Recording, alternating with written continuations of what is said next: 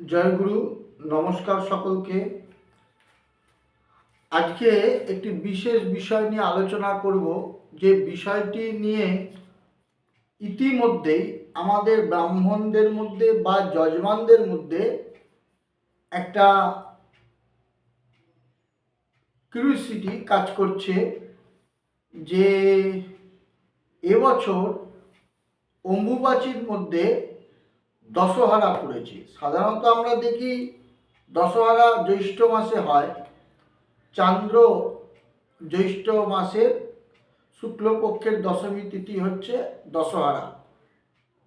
মুখ্যত সেই হিসাবে চান্দ্র জ্যৈষ্ঠেই দশহারা, কিন্তু প্রত্যেক বছর সাধারণত যেটা হয় সেটা হচ্ছে এই দশহারাটা সৌর মাসে আমরা জ্যৈষ্ঠ মাসেই পড়তে দেখি, এবং চান্দ্র মাসে তো জ্যৈষ্ঠ মাসে হবেই, কারণ জ্যৈষ্ঠ মাসে চান্দ্র জ্যৈষ্ঠে না হলে দশহারা হবে না। কিন্তু এমনি সাধারণ দৃষ্টিতে দেখলে সৌর জ্যৈষ্ঠ মাসের মধ্যেই দশহারা থাকে।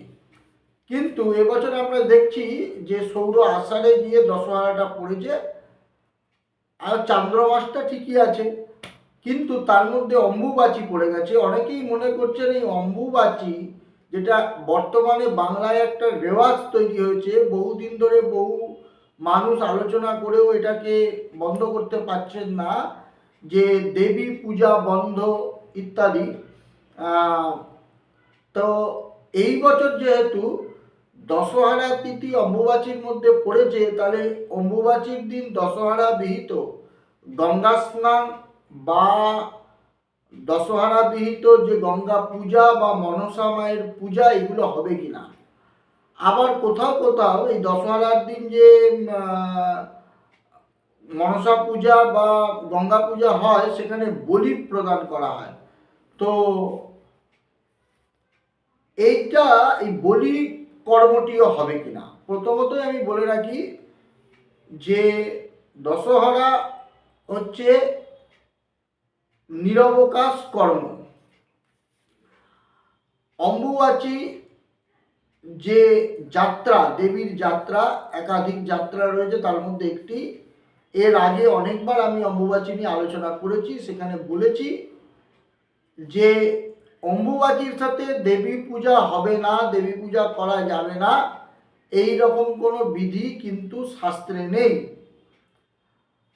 তো দশহারার ক্ষেত্রে শাস্ত্র যেটা বলছে, দশ জন্মবিহিত 10টি পাপ, সেটা হচ্ছে কায়িক, বাচিক এবং মানসিক। এই 10 রকম, এই কায়িক, বাচিক, মানসিক, এই যে 3টি পাপ হয় মানুষের, সেই 3টি পাপ হচ্ছে মুখ্য। তার মধ্যে এক একটার মধ্যে একটি ভাগ পড়ে।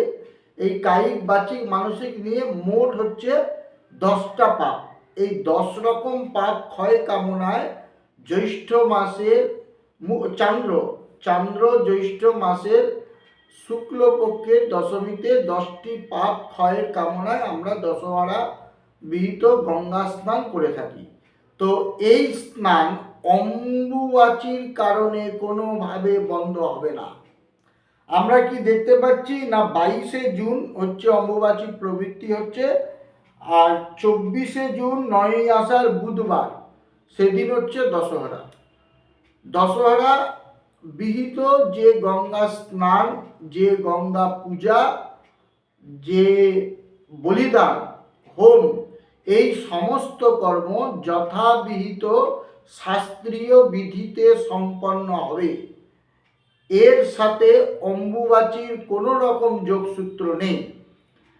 কিছু অতি পণ্ডিত বা কিছু অতি জ্ঞানী এই সমস্ত প্রচার অলরেডি আলোচনা শুরু করে দিয়েছে।